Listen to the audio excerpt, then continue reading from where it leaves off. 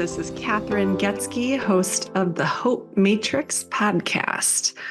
We are here to share science, stories, and strategies for how to hope. I'm the Chief Hope Officer of the Shine Hope Company, and Shine is the mnemonic for how we teach hope. So when we talk about hope, we talk about how we use stress skills, happiness habits, inspired actions, nourishing networks, and eliminating challenges, which are our thinking patterns that get in the way of our ability to hope. Hope is a skill. You can measure hope, you can teach hope, and you can start practicing skills to activate higher hope in your life today. And on this Hope Matrix podcast, we aim to bring in guests, experts in science, people with stories, and those that have strategies for activating hope in your life. Hello, everyone. Hoping you're having a wonderful day today. This is Kathryn Goetzke, host of the Hope Matrix podcast. And we got a really interesting guest today. One of the heroes, I would say, of the COVID-19 pandemic, that, I think doesn't get enough just honoring in society, really is the best kind of way for me to put it. So I'm really grateful. We have a school nurse with us today. She, of course, does many, many other things, but that is part of what she does. We have today Robin Cogan. She is from New Jersey, Camden, New Jersey. She's a school nurse there. And I'm going to have Robin share a little bit more about herself, but really want to welcome you and thank you so much, for all of you've been doing over the last several years, and really for your whole career, especially with our children, taking care of the health of our children, and for taking time out of your schedule to talk with me today. So it's great to have you here today. Robin, thank you for joining us. Well, thank you, Kathryn. And I have to say that my colleagues who made it through COVID, and those who even decided that they needed to take care of themselves and maybe step away from school nursing in the midst of COVID, or I don't know if there's an after COVID, they are all my heroes too, because this has been our most challenging time. I mean, I've been a nurse for 39 years, a school nurse for 24 years. Well, I'm just finishing my 23rd year, so going into my 24th. And I don't remember a time this difficult. And when I first became a nurse, it was during the AIDS crisis. When I was a school nurse in the beginning of my school nursing career, we had the H1N1 crisis, which was nowhere near as out of control and awful as this. So yeah, we have really struggled over the last few years. So I'm happy to talk about school nursing. And one of my big goals has always been to amplify the scope of the school nursing practice, not necessarily my scope of practice, but what school nurses do, who we are. And I would love everyone to leave this conversation totally understanding that school nurses are the chief wellness officers in our buildings, even if we don't have that title. We certainly deserve that title. Wow. And that's pretty amazing when you think about it. I mean, chief wellness officers for all of our children. I mean, and basically adults and visitors, right. The teachers, for the whole school. Wow, that's incredible. And it's a powerful way to think about it, and to think about the role and just how important it is, and how little, as you said, we kind of talk about school nurses and what they're doing on a regular basis, and just how important they are. And so, as you know, I was invited to speak at the National Association of Student Nurses, school nurses, right? And it just got me thinking so much about what nurses go through, and specifically what they went through these last few years. When you think about anxiety and depression increasing across the population, we know that's true. When hopelessness goes up, we have more anxiety and depression, and anytime we go through a major challenge, of course, there are more things to be in despair and feeling helplessness about, which are really those two key ingredients of hopelessness. And so thinking about the amount of responsibilities that was elevated at the school nurse level, leadership, and even in science, there was so much we didn't know. We were trying to learn real time. We were having to change things, and that, the school nurses were leading the schools in all of that. And so I can only imagine kind of what you all went through during that time.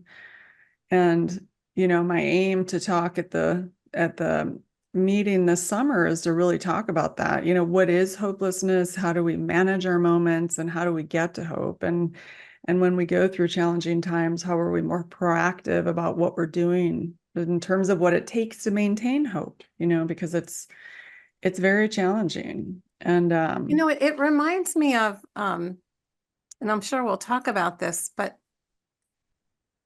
unfortunately, and maybe I'll learn through obviously all the research that you've done, it reminds me of resilience. Not everybody grew up seeing someone having a role model that was resilient, or having a role model that was full of hope. So there's a connection, I think, between those two things. So how do we activate that hopefulness in circumstances that seem just full of despair? And certainly that was a very hard lesson during COVID. What we did to try to boost each other's morale, to try to kind of circle the wagons. Because while it's true, we were leading the COVID response, not all of us were. Some of us were not even consulted at all.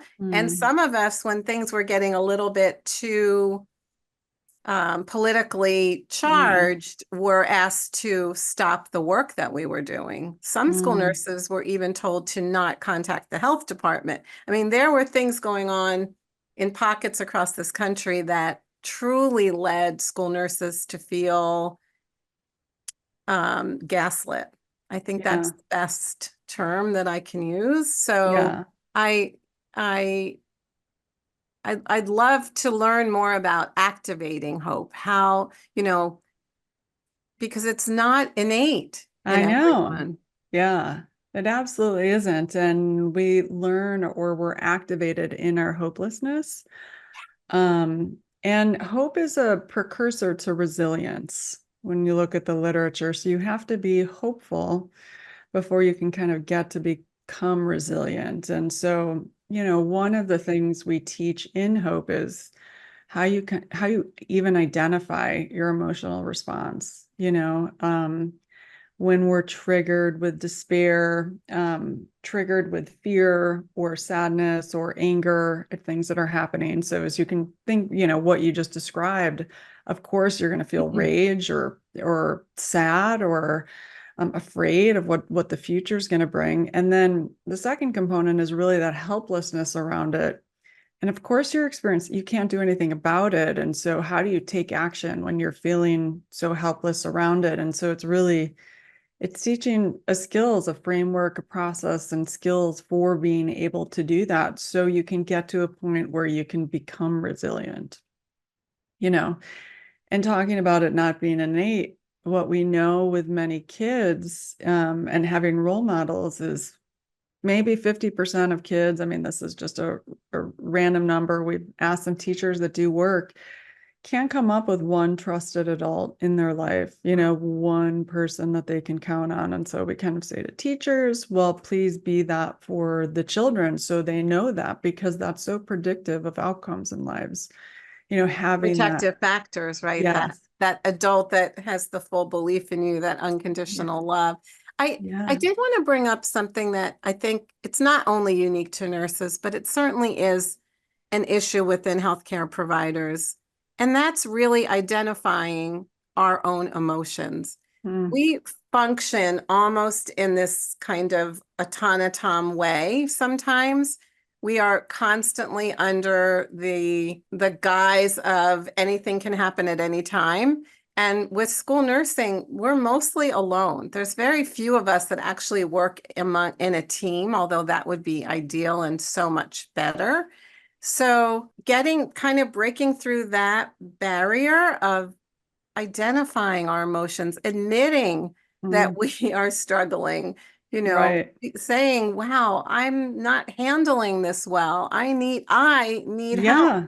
That's Right. a huge, huge barrier sometimes for us. I think we're getting a little better at it, but it's definitely another learned behavior. Yeah, exactly. Exactly. And that is when we talk about hope and we've talked a bit about this, writing your hope story. I mean, the first thing is we start with like kind of what are the challenges you had around that, and then we move to stress skills, kind of learning how to identify and manage the stress response, including like identifying even our emotions in the first place, like sadness, anger. And if you're given a lot of responsibilities and as kids or never really taught those, or don't cry or don't do, then or if you're in a high stress environment where you have to be serving, so you're constantly dealing with challenges, and you don't have time to honor your own emotions and experiences. And so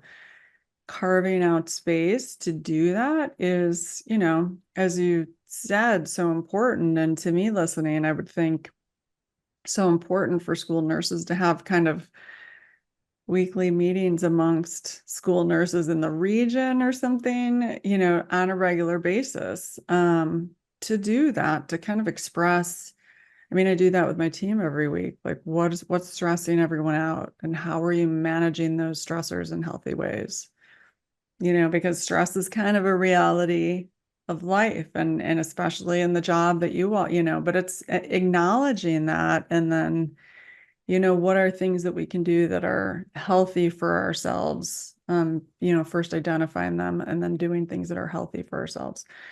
So how did you manage your stress during the time? Yeah. I made a really conscious decision that I was going to take the COVID time that we were in to be able to really bring a spotlight to what school nurses do, who we are, what we have contributed. And so I became very vocal. I had my blog many years before COVID, and my blog has taken on some of the bigger issues. For example, I still do this. I'm very involved in gun violence prevention. But when COVID happened,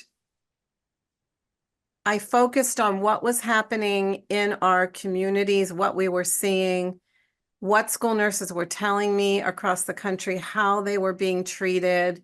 And so I did multiple things. One is I began a weekly support group. It was very kind of organic, invited people, kind of open-ended through a Facebook group. And we met weekly for years. We're still meeting. 4.5 years later, we now meet monthly. And the group has solidified. So it's about 10 or 12 school nurses. But in between all of that, and that was many, many years of having these weekly meetings. Sometimes I would get on and also do Facebook Live. I remember every Friday I did them at the very beginning of COVID when we were all in lockdown. And then as some schools reopened, some schools closed again. We were in this bubble for my school. I mean, they told us to pack up for 2 weeks in March, and we did not come back until the following March. So the 2 weeks turned into a year, Mm. and not all of our grades came back until the following year. So when I look back at that time, I think we all lost track of time. Now I have to remember that it was March into spring, into summer, then into fall, we were still home, into winter, we were still home. It was Yeah, I just know. amazing. Yeah. So that's so I did I did external things and I did internal things to try to process what was happening. So, and Yeah. just before going, what is the name of your blog? Just so Oh, people it's can. called the Relentless School Nurse. The Relentless School Nurse. I love that. Yes. And that is Wow. probably, actually, it's so funny. I always knew I did always love to write. And prior to becoming a nurse, I studied art therapy.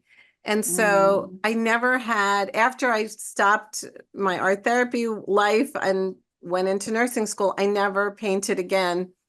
There was just no time, no space, and it was my brain was going in a different direction. But this blog has been such a creative outlet for me. So I look at it that way as my art.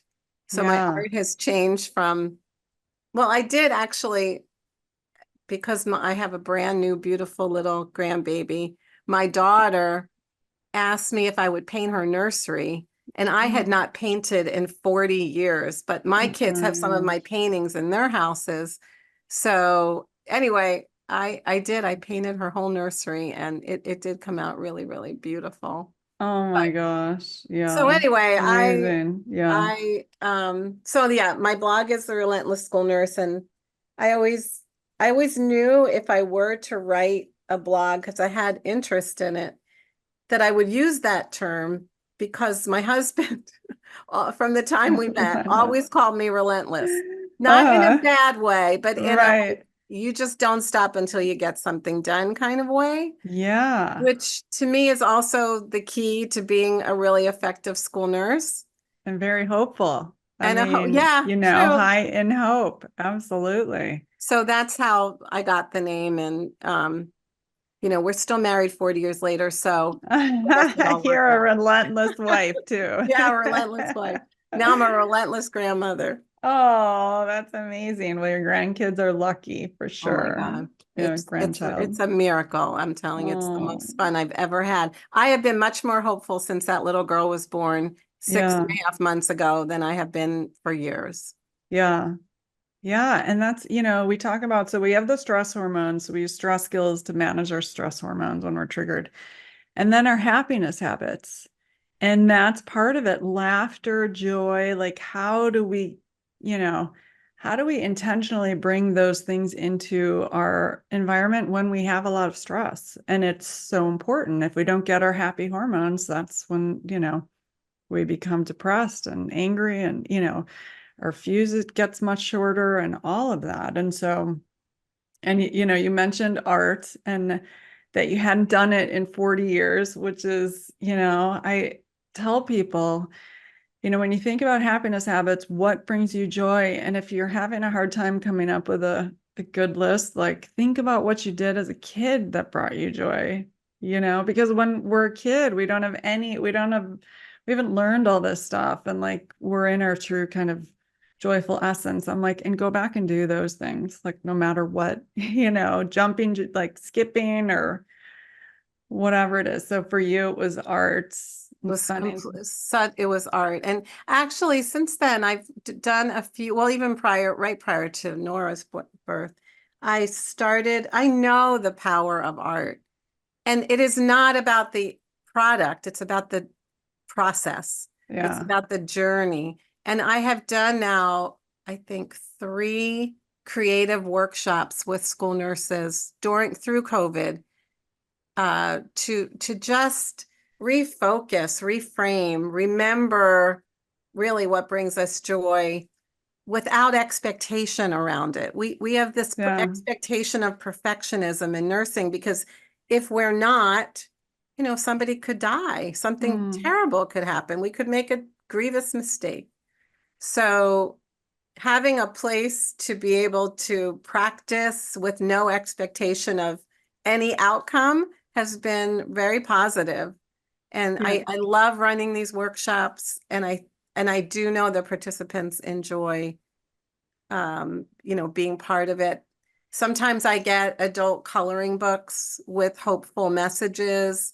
People um, tend to if they're not comfortable with their own artistic expression, initially they might pick up one of those coloring books, but eventually they'll move on to watercolor or the last one I did, people really loved. I just took construction paper, all different colors, and gave everyone a big white piece of paper and then had them rip up all whatever colors they were interested in and then put something together. It could have been a mosaic. It could have been, it didn't have to represent anything, but it was so interesting what people did with the same supplies. And then we did a gallery walk. Oh, So wow. yeah, it was really, really fun. But in nursing, we need contact hours and we need I outcomes know. and we need objectives and we need. Yeah, exactly. So how do you fit that stuff in when there's so much to do? So actually one of the conferences they did it really well because self-care and learning about those things is certainly, that is part of our standard of practice, our scope and standards. We have to also care for ourselves. So it's, Mm. we put it under the umbrella of a self-care module because art, there's plenty of literature that shows Oh, how tons. art Yeah. is healing. And so Yes. it really wasn't that tricky to do. Mhm. I'm not sure sometimes nurses, they're going to conferences because they want to learn skills, but Yeah. self-care is a skill. And Yeah. maybe not even self-care because some people really get turned off by that term. It's like another thing we have to do, but Yeah. self-compassion. Yeah. Yeah. Yeah. I mean, to me, we call those happiness habits. Oh, I And, love it. how do we increase our dopamine and our serotonin?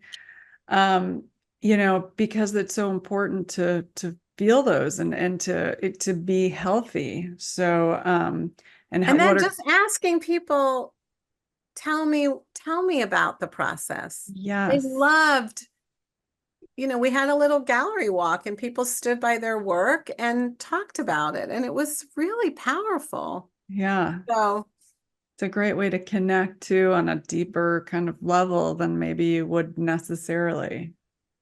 and it's not another survey and it's not, Yeah, right. Exactly. Do you do those workshops virtually or? I've never done one virtually. Mm-hmm. I've done them that particular one I've done in person, I think 3 times now. Yeah, got it. Yeah, I mean, so we talk about getting sleep and so the S or the H of shine hope is so we have the stress skills, we have the happiness habits, and under that, it's nutrition, it's exercise, it's sleep, it's painting, drawing, singing, dancing, gardening, Mhm. getting in nature, and all of these things um, are evidence-based. They've published research on it, how it impacts our health and well-being and why it's so important to us. And of course, like when you go through times of challenges, like all of those things kind of can easily fall to the wayside. We don't sleep as well. We start eating junk food. We, drink alcohol. We, just are doing so many things that lead to unhealthier outcomes, which just makes it harder to get through these challenging times. And so creating an environment where we're really intentional about it and where we support each other in the journey because it is harder. So it's not going to be necessarily easy to fit those things in. And so we have to have grace with ourselves and kindness and compassion, and yet still work and be intentional about it. Still work and still be, on top of every single thing that Right.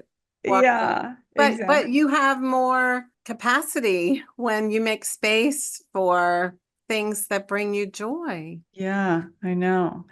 Yeah, I mean, so what would you say to a school nurse or really kind of anyone for that matter that, works all day and is exhausted when they come home and too tired to do any art or anything like that? Do you have any tips for how to?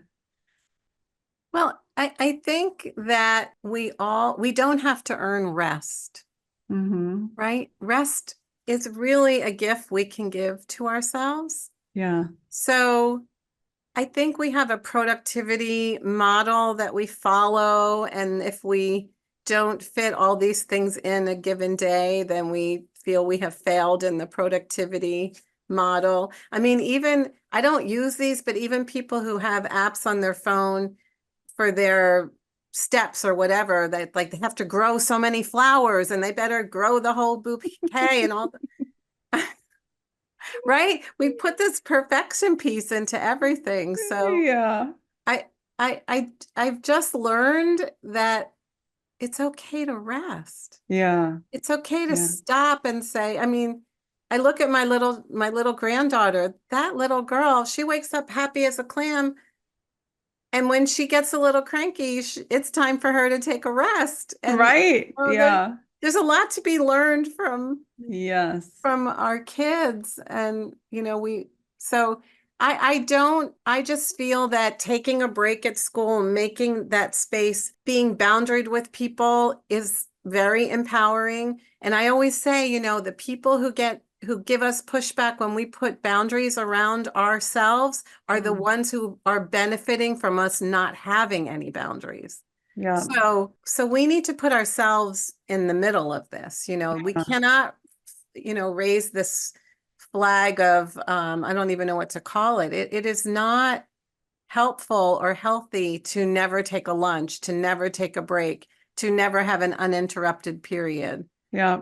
It's just not healthy. And Yeah. so since we teach people how to treat us, do we want to be mistreated? We Right. Right. clearly don't, because we have been and it's not working well. So Yeah. that's Exactly. why I'm pushing this chief wellness officer idea, because I Uh-huh. think when you put that, I have this crown. Where is it? When I give some talks, I bring this crown, Uh-huh. I pass it Nice. around, and I have people put it Wow. on and take Uh-huh. pictures of themselves with I it. love it. Yeah. Treat yourself like Because, royalty. right, it changes Yeah. how you feel about yourself when you put Mm-hmm. a crown on your head and you say, wait a minute, I'm not a machine. Right? I'm a human. I'm going to embrace my humanity. I know I'm a nurse, but I'm not a robot. And so that's a recipe, I think, for regaining some equilibrium. We've been so very off kilter. Yeah. No, absolutely. And I love the nap thing. I mean, naps are that's on our stress skills. I know when I'm overwhelmed and I'm like, oh my gosh, I have so much to do. That's when I'm like, I need a nap. I need to just Right. like a reset. I'll get back up and then it's breaking things down and kind of one thing at a time. And Yeah, the because that's overall, really all we can do. I mean, we yeah, have this another untruth is that we can multitask. No, you yeah, can't. right. You cannot multitask. And I think in school, one of the biggest things we can do is teach people that they can actually wait. Mm, There are very yeah, few things that are life-threatening emergencies. That is another right. category. Yeah. But, not everything, it might feel like your emergency, but if I have 10 other kids in front of me and Mm, I'm doing like a quick assessment and I'm triaging right in front of me, I know who needs to be seen immediately. But people can actually wait because we need to do one thing at a time and complete it. yeah. Those Yeah. loose ends also Yeah. catch up to people. Absolutely. Yeah. I've got to pay super attention to details, Mhm. and make sure you have time and space to do those. What was it like being a school nurse during the pandemic? I mean, what were you all like? What? Yeah, just, Well, I mean, many things continued that needed to happen. So, for example, in my district, I work in a very under-resourced district, so kids still needed food. Families, so there were times where we would go out and volunteer, quote unquote, volunteer to help deliver the food or stay or be at school when food was being delivered. Eventually, families, it wasn't just they were feeding the kids, they were feeding families. Um, it was, we were making masks in the beginning because there was no PPE, there was no protective, personal protective equipment. So my district, we gave all of our personal protective equipment away, not realizing we were never going to get it back. And there would be this terrible back, you know, uh, there wasn't enough and it was not coming and there was that supply chain disaster. And then we started making our own masks. That's what some school nurses did.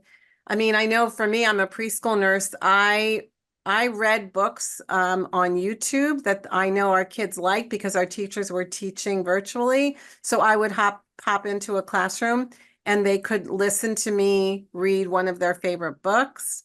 Some things I did personally was I noticed when I was on Zooms with families, there were lots of other people. They weren't kind of potting.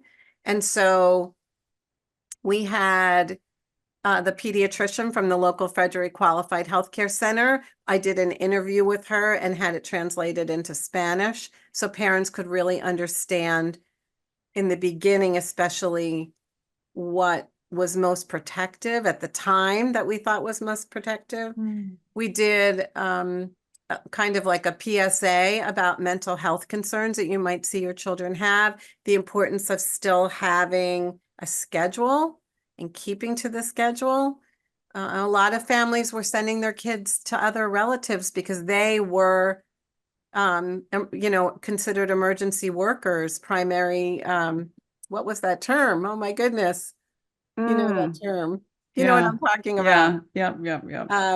And so essential workers. Yeah, right. So if they worked in a supermarket, let's say, certainly if they were in a hospital, so they needed care for their kids. So they might send kids with family members and even in another state. There was so much chaos that went on. Yeah. But we continued to encourage families to follow up with their pediatricians for immunizations. I mean, we did the things that we would typically do, but we did them virtually. And while the buildings were closed, and they clearly were, learning continued. It wasn't how we knew it. It wasn't how we understood it, but given what was happening and the speed at which things were changing and decisions were being made, we did the best that we could. You know, did we keep our kids out of school too long? I don't, I guess so. I don't know. We didn't, it was unknown. I mean, we were literally in the midst of, as they said, we're flying the plane as we're building it. Yeah, absolutely. Yeah. Did you see any kids during the time? Not physically, except at school. One of my schools was turned into a homeless shelter. So think about the homeless. We're on the street. So that's how some of our buildings were used. Got it.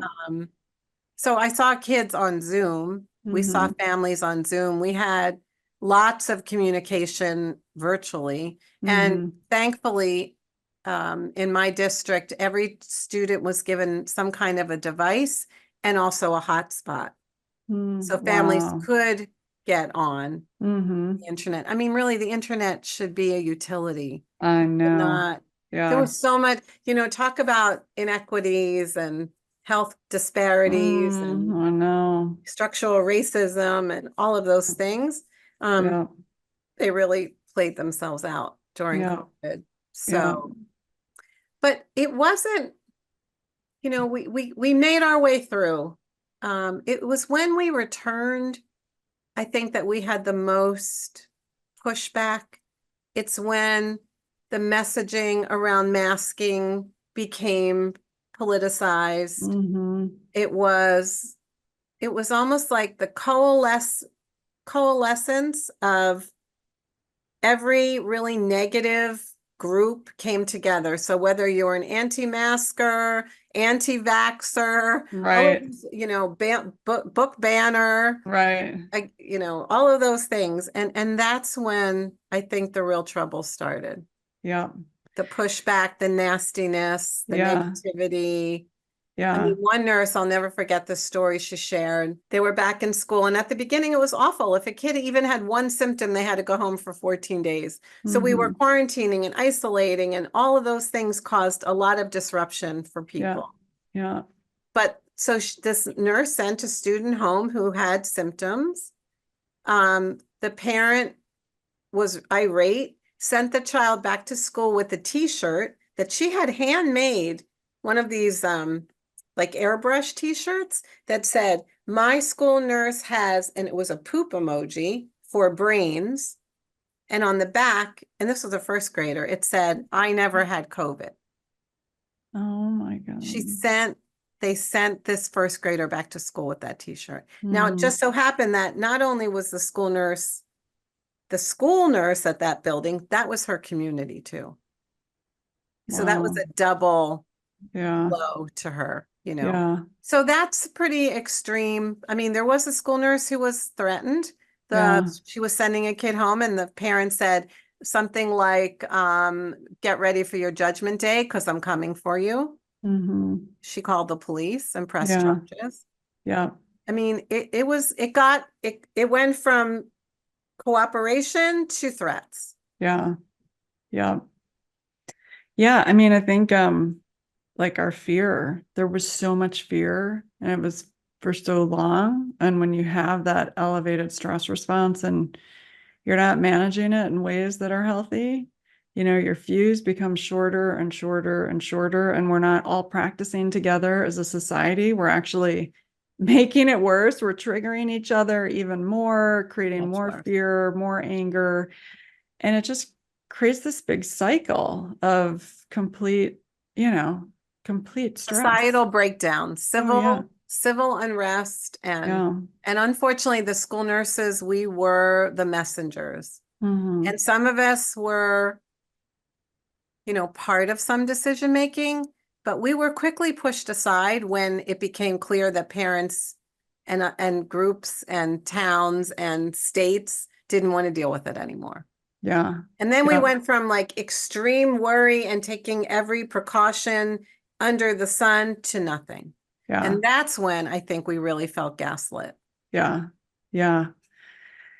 Yeah. I mean, and that to me just gets back to emotions and understanding emotions and that fear, that anger, and that sadness. If you're in those emotional states, you're in what we call your downstairs brain, and you're not thinking clearly, you're not problem solving, you're not collaborating with other people, you're not making good decisions. So, you're enraged. And so you do this thing, put, your kid in the shirt and, it's just this reactive, and you're not in an evolved state. You're not in an intelligent, evolved, rational state. And to me, this is the main challenge in society right now. And especially when you look at violence and how it's just escalated because again, our stress, our Well, I stress. have to say that prior to COVID, that sense of safety at school was very tenuous. Psychological safety, physical safety. One of the messages of COVID was you have to lock windows and doors. No, you have to open the windows and the doors for air circulation. But we're also told you have to lock windows and doors for Right. community gun violence or school gun violence. Yeah. And so we were getting very mixed messages. We were also not, prior to COVID, school nurses were already spending more than 35% of our time on mental health issues. 35% of our time. That is a documented finding from a long survey. And, now I would say after COVID, I don't have the data yet, but it has to be maybe not as much this year, but 50%. I'm sure. Ugh. And really we have dysregulated adults. Yeah. Oh, absolutely. Not helping, not able to help dysregulated children. No, absolutely not. I know we need a common language and framework around it and skills that we're all kind of using and working on together, and that's where that healing centered engagement comes in. We have to kind of use universal precautions around people that all of us are carrying something with us, right. Much more than others. Yeah. But what we would all benefit from is a sense of connection, a sense of belonging, a sense of, having that we are part of a community. And we've lost that in many cases. Yeah. So, it's much more. I'm sorry. No, it's much more separateness now. It's much more division, separateness. And then there's this movement of don't tell me what to do. Don't tell me what to do with my child. don't, and by the way, I don't want to follow your rules anymore. There's this whole incredible Yeah. backlash Yeah. of uncivilized behavior. Yeah. And And I think so it when really schools have rules, but parents don't follow. don't follow them, then Yeah. where do we find overlap and consensus, and where can we find common ground? Yeah. We Yeah. have to focus back on our common ground. Right. Right. Yeah. And I mean, it really points to the fact that everyone's safety, everyone's feeling of safety and sense of safety has been, really altered. And so people are reacting in very extreme ways to try to get a sense of safety. And so to me, again, regulating those emotions, those stress hormones is a place to start all together, no matter who you are, what side you're on. We all have these, and creating education around it and around what's happening when we're triggered and how we get this adrenaline and norepinephrine and these cycling through our body to the point of where we're not making good decisions. You can see that in people when they're triggered and they're in their stress response, and learning how to regulate that before we react, is just so important. It's so important. And that's why I continue to work in gun violence prevention, because I do believe that our common ground is we all want our kids to be safe. Mm-hmm. Be safe at school, be safe in public spaces and private spaces. And so that's where I've landed in that work, the whole notion of safe storage, because we have more guns than people in this country by 100 million, and that's not going away. Yeah. And more than 5 million children are living in homes with guns that are not locked. I mean, sorry, yes, that are loaded and unlocked, not stored properly. And so, I do believe that agreeing on the safety of our kids is a shared value. And that's the focus that I've been spending my time and effort on. Having gun locks at school. I like the harm reduction idea of don't ask too many probing questions for parents. They don't want to answer them about anything right now, but have equipment and education available. Back to school night, let's have gun locks available. I mean, the White House just announced that they want to see, with the Department of Education, safe storage education in schools. I think that's amazing, but we need a pathway for that to happen. Yeah. So that's the real, when I think of what gives me hope, that work gives me hope. Yeah. Yeah. I mean, I'm a big proponent, obviously, in teaching these skills around hopelessness, because the literature is very clear that hopelessness drives violence. And until we teach kids what this is, how to manage it, how to navigate hopelessness and find your way to hope, they're going to continue to make really short-term decisions, triggery. There's a movie about, in a prison, they were interviewing a number of prisoners, and they said it was under 30 seconds by the time I had the thought to when I did the action. And it's learning how to once you have feel that trigger, you can feel it in your body, what's the way you're going to self-regulate. And give yourself some space to actually witness it and not act on it. Yeah. And I just read another study. I posted it on LinkedIn. There's an attorney actually that did a video on it, and then I did some research and found a study that when because I'm if we can find out how to make it cooler to not react when we're provoked, because right now it's cooler to react and to fight, or to, especially if you're in a gang or on the streets, or, you want to protect your reputation but when you actually do that, when someone provokes you and you react, your reaction gives them a hit of dopamine. So it triggers a reward system, in their brain. And I'm if we can just figure out how to make it cooler, and so you're kind of helping them by reacting. If you don't react, they don't get that same hit of dopamine. So I found that to be really, kind of interesting research and always looking for innovative ways to kind of figure out how to change the whole conversation and the whole. I know a number of people that have been in prison that say, yeah, if you can make it cooler to not do something versus to do something, like that's when you start to change things. That is fascinating about them not getting the I dose. know. So it's really a way of disarming them, dismantling them, because they're not expecting that, right? Yes. And then they don't Mhm. get the charge. Right. You don't feed that. So it's, yeah, really fascinating. I can The send you thing this. that I see is that people are very quick to feel disrespected. Yeah. And when you actually look at gun violence on a school level, school shootings, I think the number is staggering. It's more than 70% of school gun violence is because of an escalation of a dispute. Yeah. 70%. Yeah. People are mad I know. and they're Yeah. quick to anger. Absolutely. And if they Yeah. feel disrespected and they happen to have access to an unlocked and Yeah. loaded weapon, it Yeah. becomes lethal very quickly. Yeah. Yeah.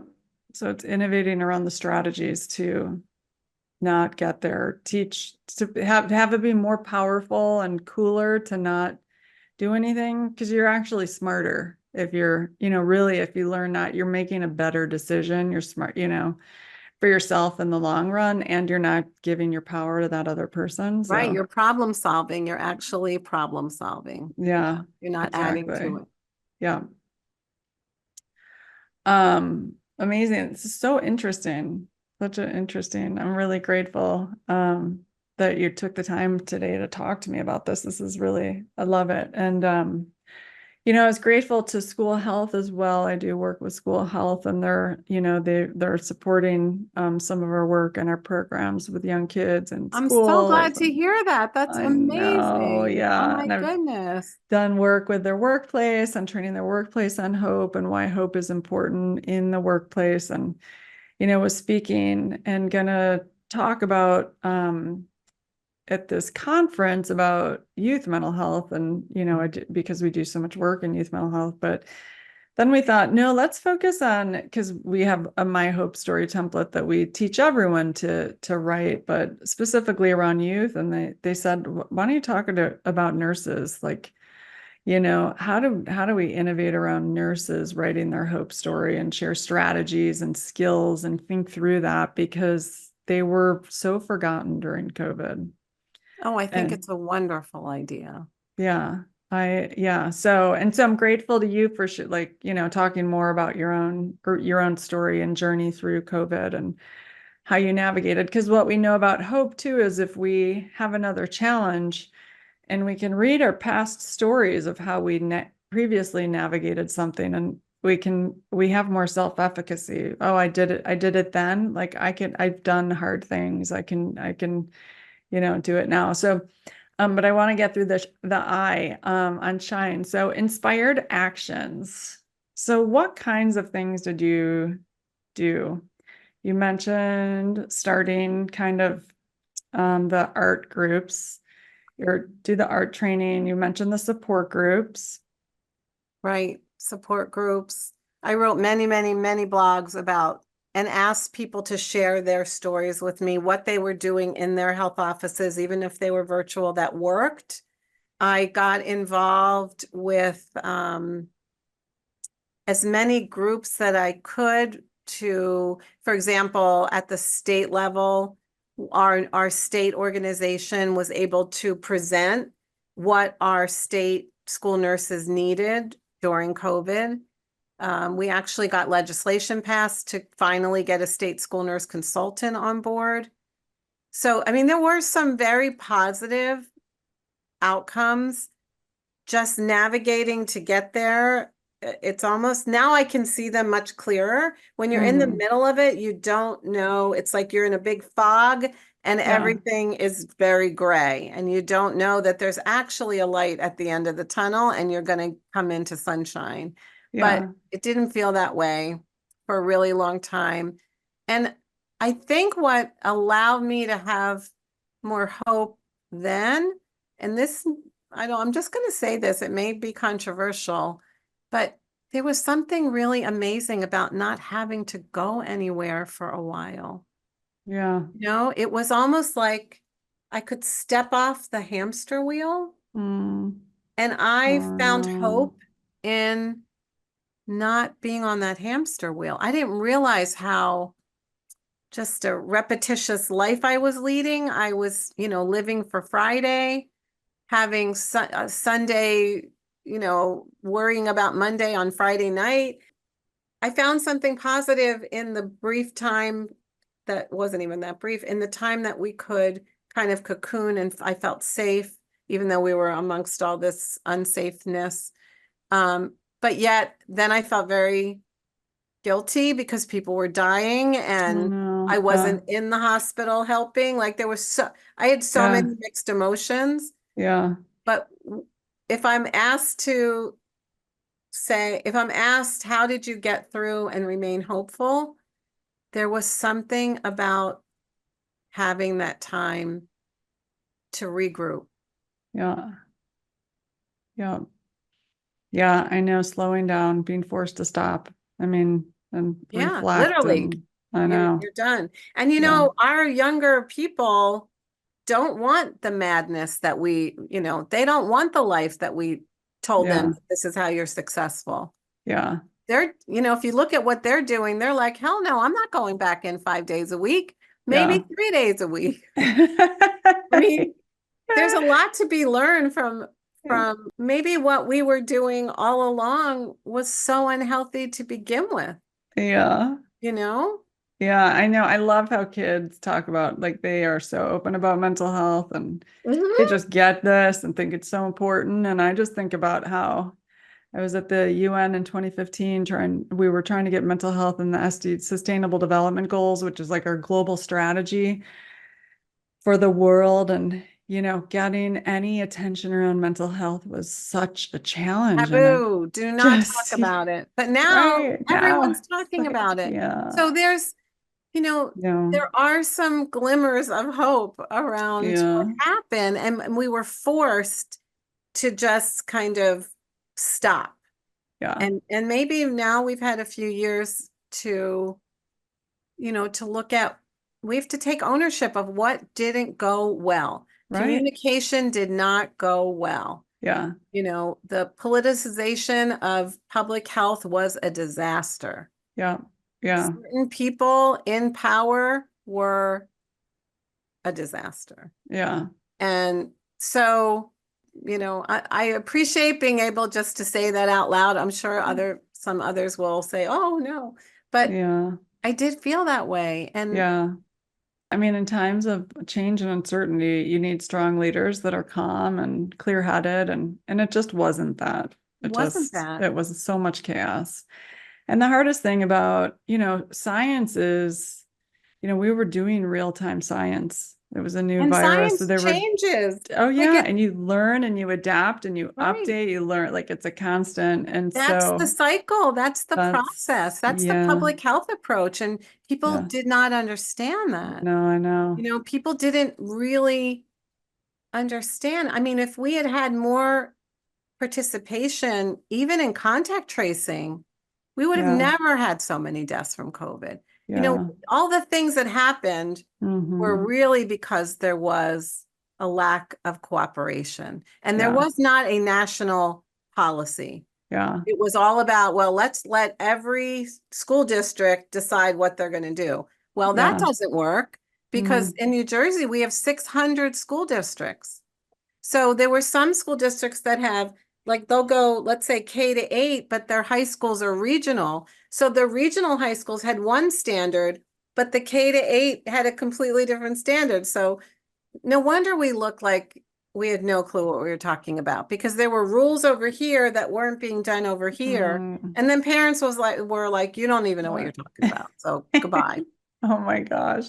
And you're masking my kid, and that's child abuse. And Right. Yeah. So much. So, yeah. And when you look at the N of nourishing networks, we look at kindness and compassion and love. And, these are so important to Hope. And so you look at too how the school nurses were treated during this. And, it's heartbreaking because there wasn't that. And No. And you it's saw that I so, did send you the research the survey that was done was heartbreaking. yeah. Why don't you share a little bit more for our listeners about Yeah, that? it was heartbreaking. There was a survey done, 8,000 school nurses responded to a 121 item survey.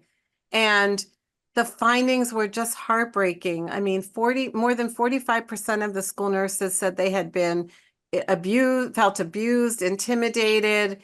Um, a large number felt that they had experienced PTSD. They were feeling depressed. 4% had suicidal ideation. I mean, this was a tragic, tragic survey results. And Mm, and while the survey was so important to do, I think what we left behind was, okay, we know we have a problem, and now what?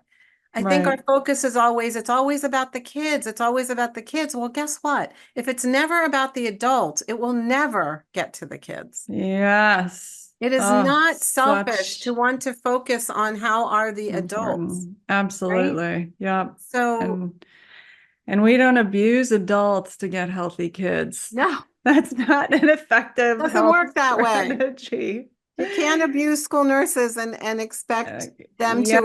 identify every issue that's going on under the sun. Yeah. So, make Yeah. us all the chief wellness officers in our buildings, which we are, Yeah. and and and treat us that way. We are not a hidden healthcare system. We are No. highly educated professionals. Most school nurses trend older. We've been at this a very long time. So Mm-hmm. ask us, use our input. Also promote us, have pathways for school nurses to become things like the chief wellness officer. Mm. I've been in the same job for 24 years. Yeah. I would Yeah. like to have a pathway to, Yeah. you Tell know, me more what that means. Like chief, what does that look like more specifically for you? so I mean, within our own building, I do believe that school nurses, first of all, we should, I know we have, budgetary constraints. I hate that word. The truth is we're caring for other people's children, and Yeah. other people's children are really struggling, and they have many, many health concerns.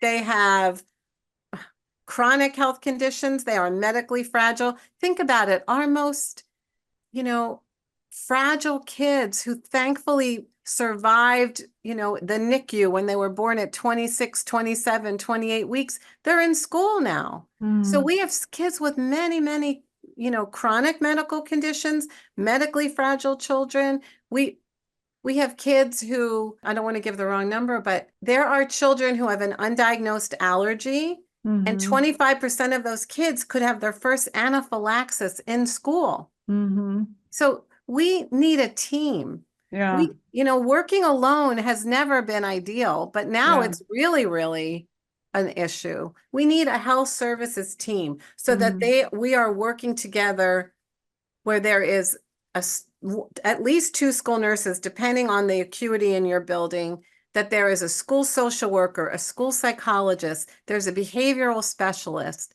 there is an emergency team when things happen. It Mm-hmm. cannot land only on the school nurse. And then look at our ratios. First of all, not every school has a school nurse. There are plenty of schools out west where there's one school nurse to 4,000 kids in multiple buildings across Mm. many miles.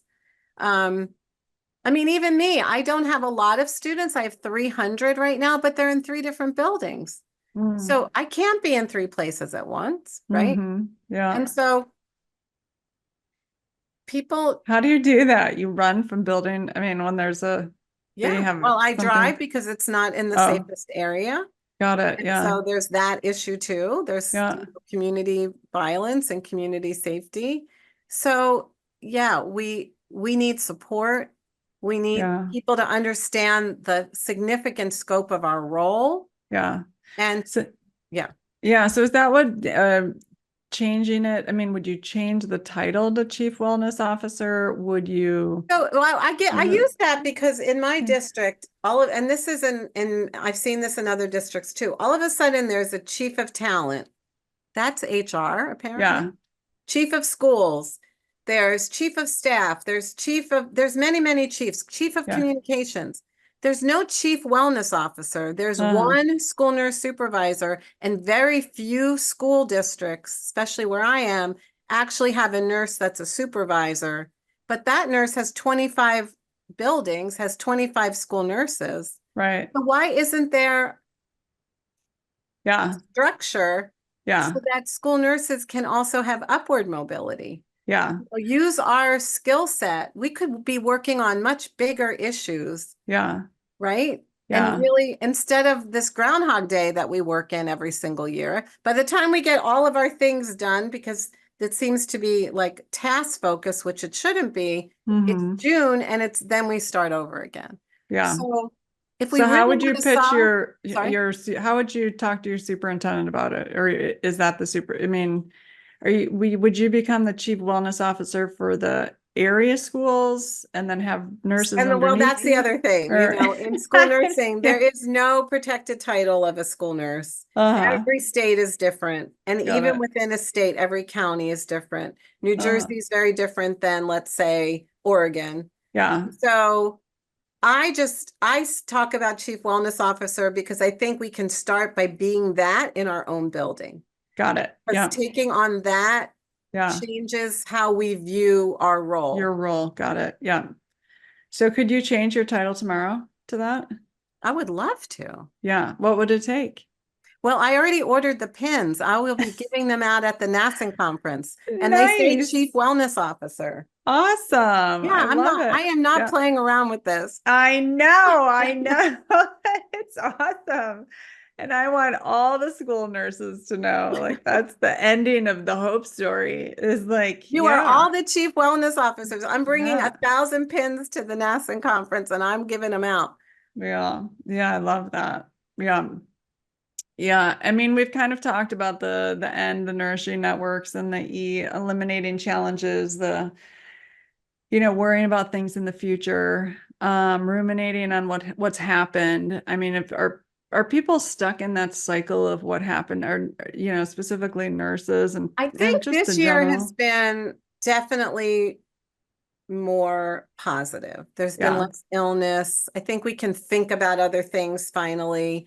I yeah, think we're all, though, on looking over our shoulder, on yeah, high alert that, we're not going to, this is not going to happen again. We are yeah, not going to be treated this way again. yeah, I mean, that's one of the chief wellness officer things too, because, that's really who we are and we will not be mistreated or yeah, we will not stay, yeah. I right? love it. We Right. will not Absolutely. stay. So Yeah, if you want us to stay, now on the yeah. other flip side of that, there are a lot of school nursing positions that are being cut because the COVID money has dried Yeah, up. it's gone. Yeah. But Mm-hmm. and we go through Yeah, these cycles. But yeah. Good.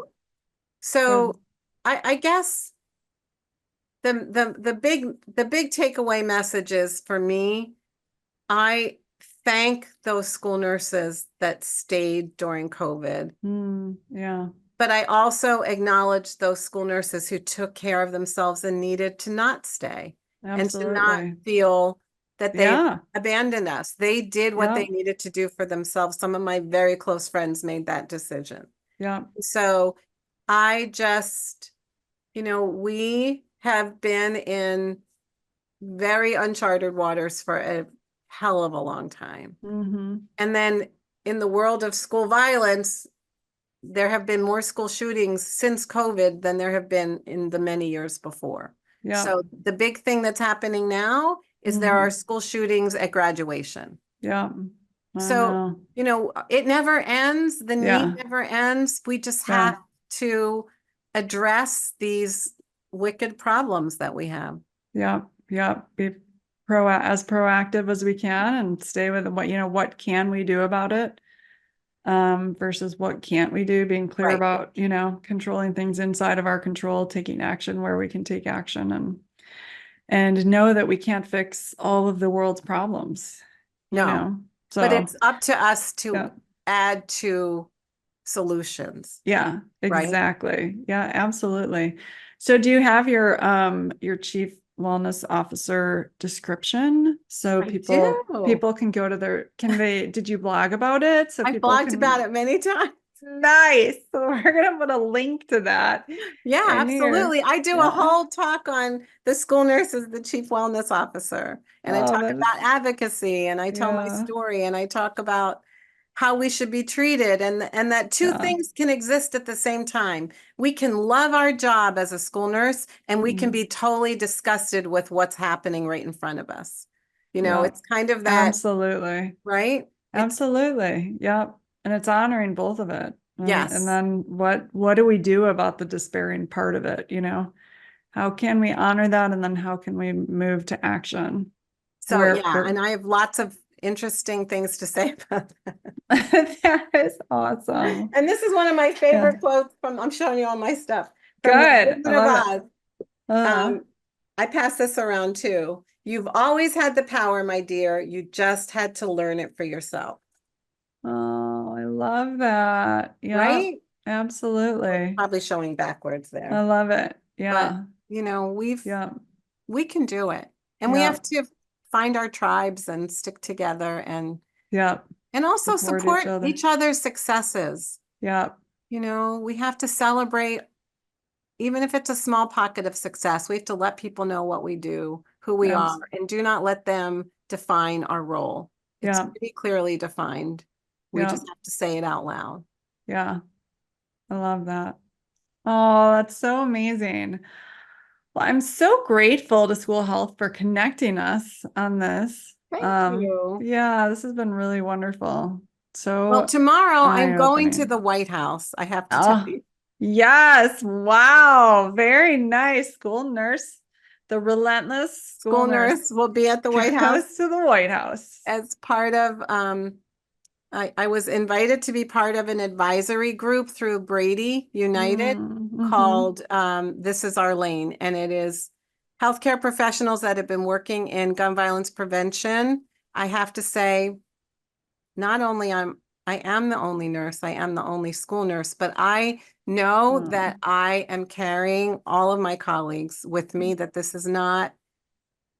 is for school nursing. This Yeah. is for our kids. Yeah. So I'm super excited and honored, but it's also, you know, a, a big responsibility because they need to understand the role of the school nurse. I'm so very thankful to Joe Saccharin, who he himself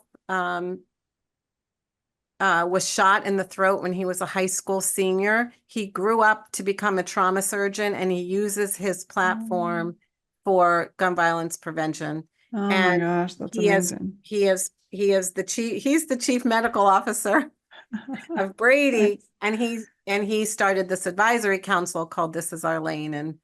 And so we are Oh, meeting tomorrow and we are also going to the White House. So oh my gosh, that's amazing. Well, thank you. That's such critical work.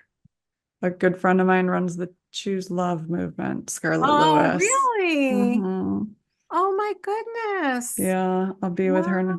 few weeks, but yeah, we talk so often, Wow. about prevention, like Yeah, really getting to root causes and focusing 100%. more on prevent, like what is causing this in the first place and how to, And there, that's public health because absolutely I'm just going to put a link to the advisory council information amazing. Yeah, thank you. because, yeah, that's public health. And there is a place for law enforcement, but that language really doesn't belong in school.